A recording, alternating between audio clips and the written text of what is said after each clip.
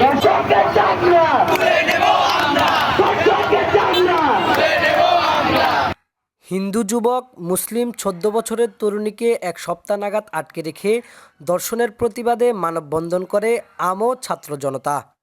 ঘটনাটি ঘটে লক্ষ্মীপুর জেলার রায়পুরে।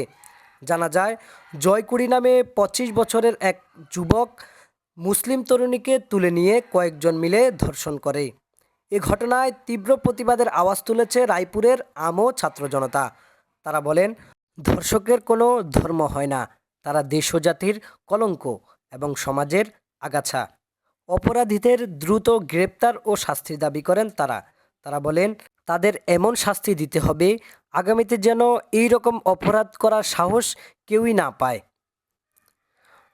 ভুক্তভোগী তরুণী বর্তমানে রায়পুর সরকারি হাসপাতালের ডাক্তারদের পরামর্শে নিজ বাড়িতে চিকিৎসাধীন রয়েছেন।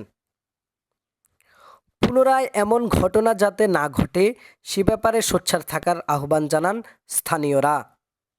মেহেদী হাসান মারুফ, চণ্ডীপুর 24।